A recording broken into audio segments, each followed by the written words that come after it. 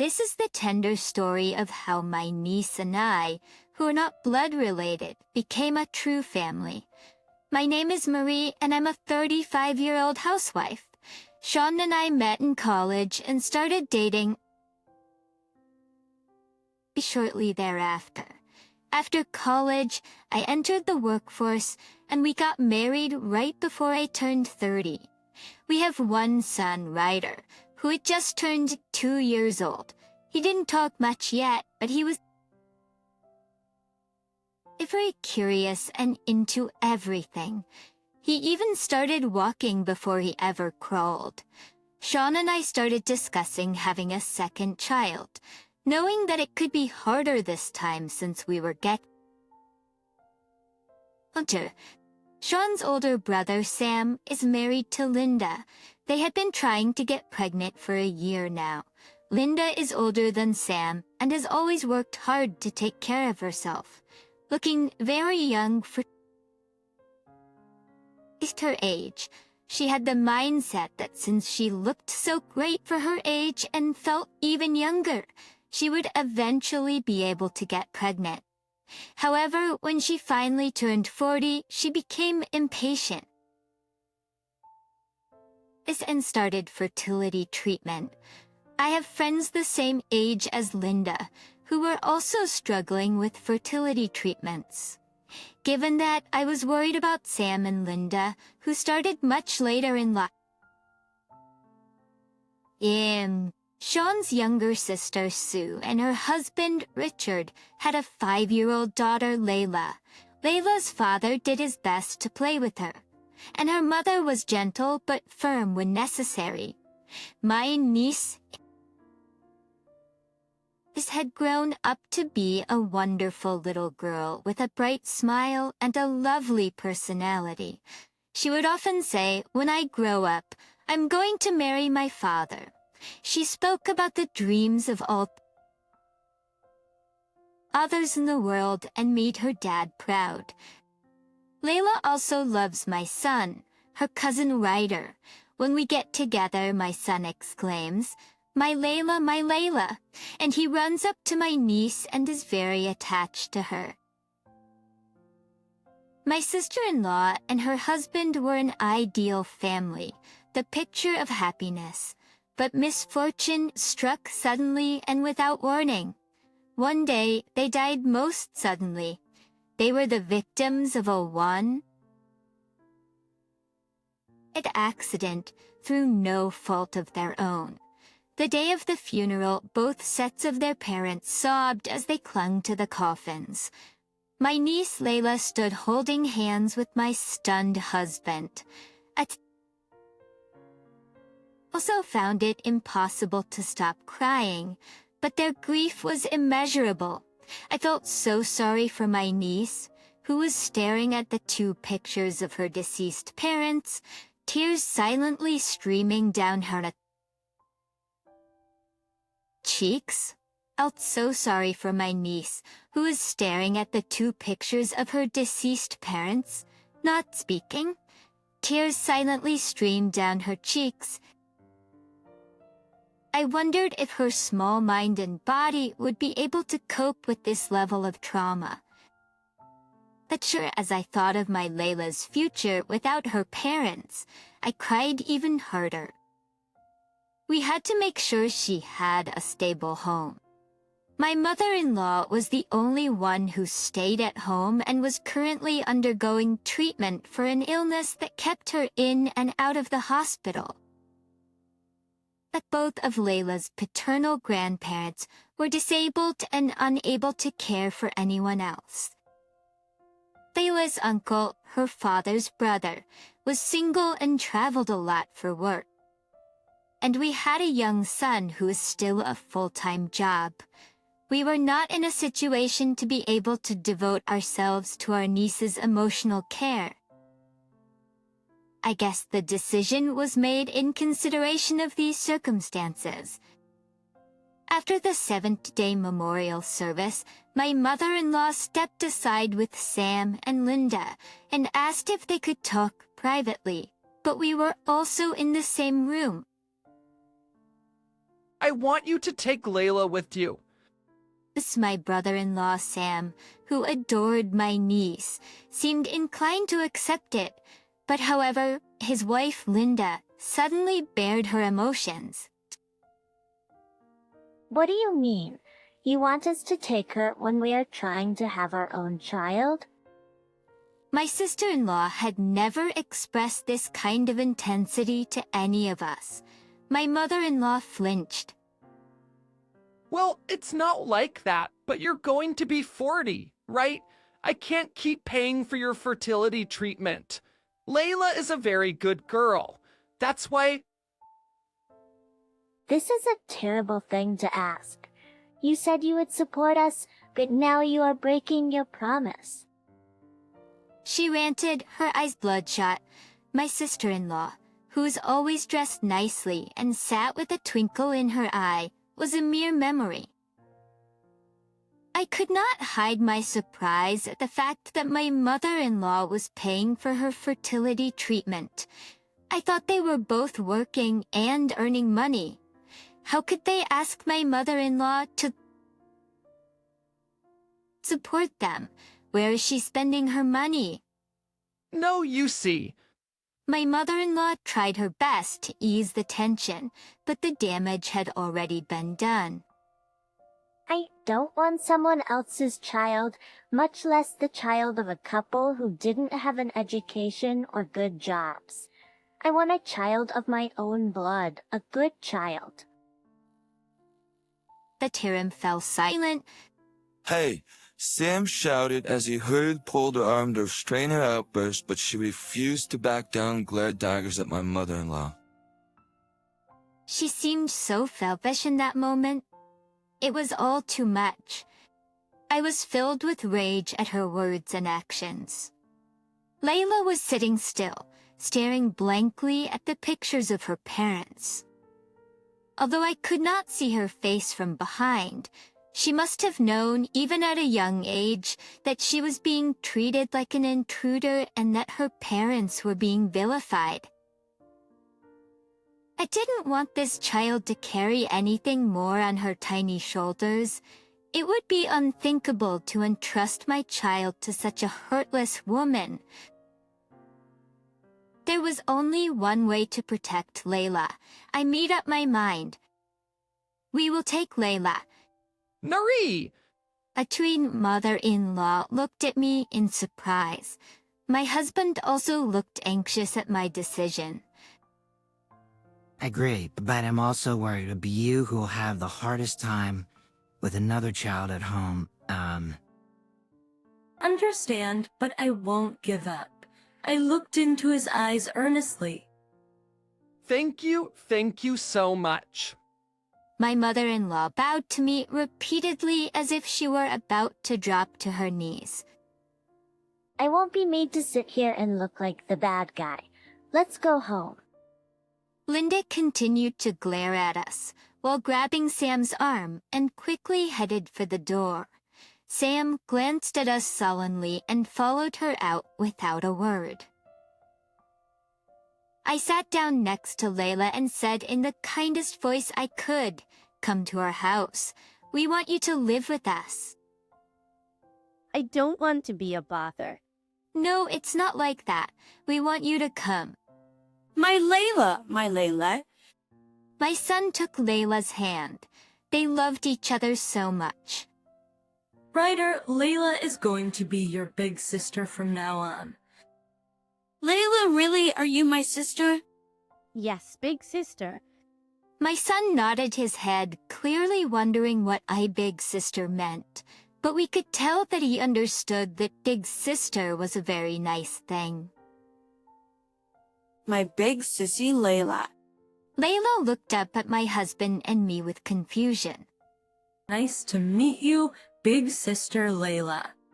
Then she hugged my son's body and sobbed, her little shoulders shaking. I held back tears myself and decided right then and there that I would protect this little girl for the rest of her life. From that day on, Layla was part of our family. She was a very good girl.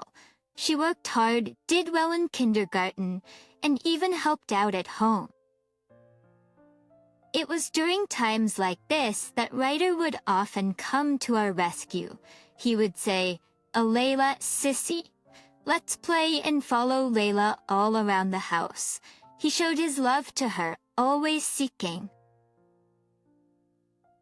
Layla's tenderness and seemed to fill a void for her that no one else could. Though at first she just obediently played with him, but little by little they settled into a true sister-brother bond, arguing over toys and sternly correcting him when he misbehaved. At Cessa's parents, we felt spoiled by this sweet little girl.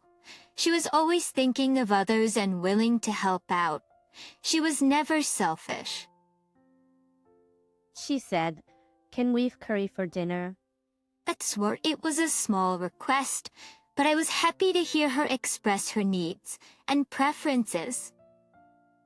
Shona and I raised Layla like our own, and my mother-in-law supported us as much as she could. Finally, 2 years after Layla came to live with us, I started thinking about getting pregnant again. Of course, I was worried. But if I gave up on another pregnancy only because of Layla, that wouldn't be right either. No matter which path I chose, I was sure I would have regrets and difficulties. Then I realized that we only have one life, and I wanted to live a life with no regrets. My husband and I decided to start trying, and we became pregnant. She told Layla we're going to have another baby. Big sister Layla. Her eyes widened momentarily, surprised at my words. Then, after a brief pause, she smiled and happily snuggled into my belly. I loved the way she looked at me, and as I stroked Layla's head, we both thought of baby names. One day, without warning, my sister-in-law Linda showed up at our house. It felt like the arrival of a curse. She barged through the door and slammed it.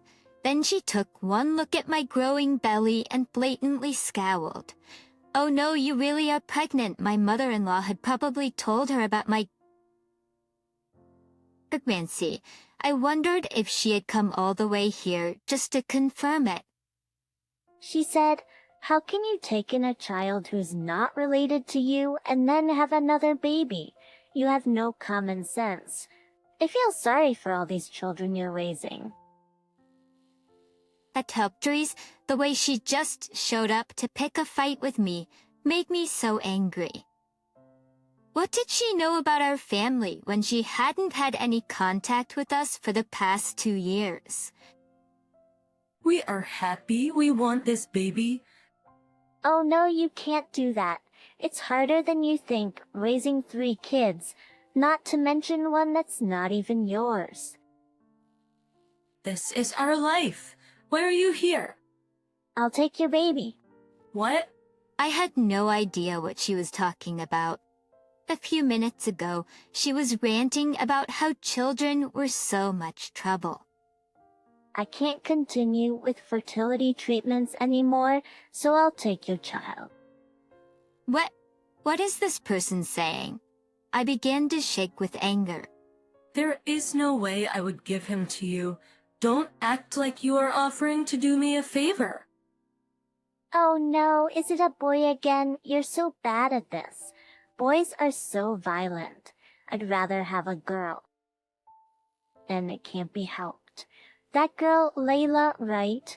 I'll take her instead." As I was astonished.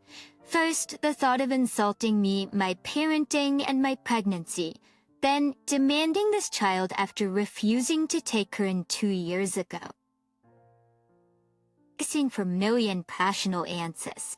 This astonished first, the thought of insulting me, my parenting, and my pregnancy. Then, demanding this child after refusing to take her in 2 years ago. Attunement not. After all this time, you still want to take Layla back? Absolutely not. You're crazy. She belongs with us. That child has gone through so much, and we are her home now.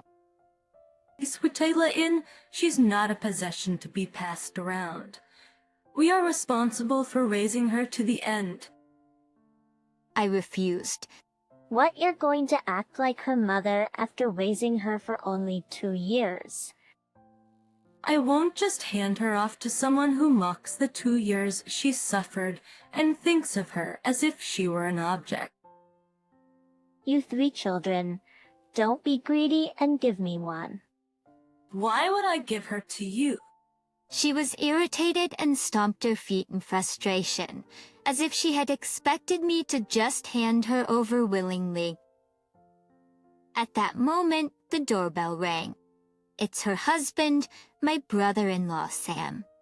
Hey, you're here, aren't you? Oh, give me a break. Sam opened the front door with great force. Suddenly, Linda's face turned pale, and she bolted out the door. I'm sorry. I'll tell you what happened later. He then took off after her. I sat down on the spot as if the tension in my body had just been broken. Layla and Ryder, who'd been hiding in the living room, approached me fearfully. Kids, listen. Mom Layla isn't going anywhere. She's my big sister. She always will be. Of course, Layla is our family. I patted their heads, and Layla opened her mouth to speak. Am I allowed to stay here? At the same question as 2 years ago. At that time, to be honest, a large part of me took her in out of pity. But now, she is my daughter. She completed a part of our family we didn't even know was gonna sing. I want you to stay here forever. Action, I spoke to her from the bottom of my heart. Layla, who looked like she was about to cry, responded with her best smile. Yeah, I gathered both children into my arms and squeezed them joyfully. The touch of my children in my arms warmed my heart, and I could feel my son in my belly moving happily. A few days after Linda's visit, Sam and my mother-in-law came to apologize for her behavior and then shared a shocking secret. Miss Linda had been having an affair. Apparently, she had been trying for over a year to have a baby with a married man in her office who already had a child because she was exhausted with fertility treatments and their lack of results. She chose this man not only because she liked his face, but also because he had a seemingly successful track record of having children. However, her claim backfired. Sam found out about the affair, had filed for divorce, and demanded alimony. She wanted to escape both alimony and divorce, and she thought that as long as she had a child somehow, some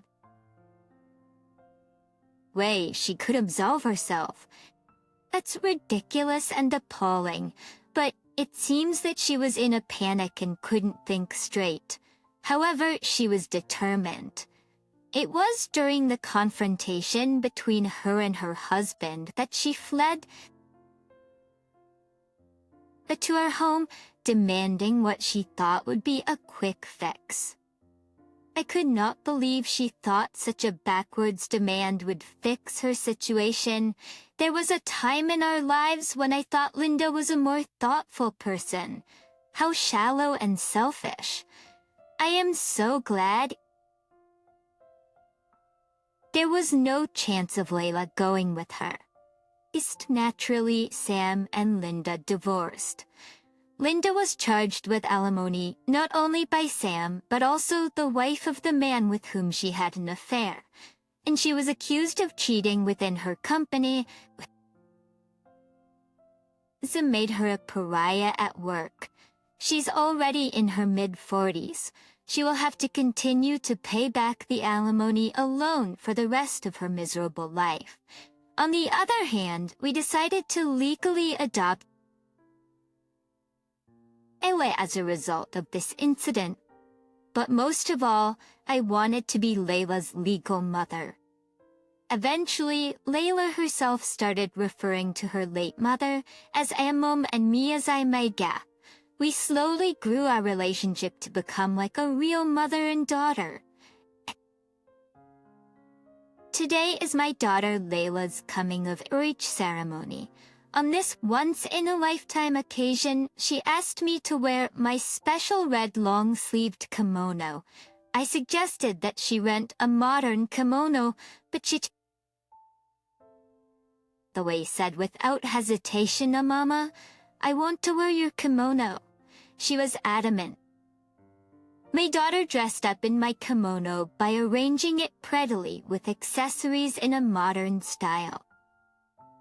On the way to the venue of the ceremony with Layla, we were approached by a stranger who was on a walk. Aka, it must be your coming-of-age ceremony. You're so beautiful and you look just like your mother. We looked at each other and laughed. Ah, it must be your coming-of-age ceremony. You're so beautiful and you look just like your mother. I don't know how many times I've been told that Layla looks and behaves just like me since she started high school. It is strange, isn't it? Though we're not related by blood. It's strange, isn't it? Though we're not related by blood. When I said this, Layla shook her head. It's only natural that we look alike. My mama praised me, disciplined me, fed me, and loved me. This body of mine is made with a lot of love from my mama and dad. Oh, Layla. That's a good teachnance. When I lost my real mom and dad as a young child, it was really painful. There were times when I resented them, wishing they had taken me with them. But now I'm glad to be alive, glad to be an adult. From the bottom of my heart. Thank you, Mama, for bringing me into this family. Thank you for being my mama. Tears and various emotions welled up in my heart as my daughter smiled beautifully at me saying these words. Thank you for being my daughter. Oh no, don't cry, because I've had my makeup professionally done. I've been on the road since 5:00 in the morning, and I've had my makeup professionally done. My teary-eyed daughter laughed in astonishment and held out a handkerchief to me. It has been a beautiful 15 years. There were days when we butted heads, didn't agree, and had heated arguments. That's a natural part of being a parent and child. This year, Layla will graduate from a vocational school and enter the workforce. A parent's job is to make sure that a child grows up to be an adult who no longer needs them, and I have done my job. It is bittersweet, though, because Layla's presence has made my life better. Mama, even though I'm grown, I will still need you. Always. Of course, you are my precious daughter,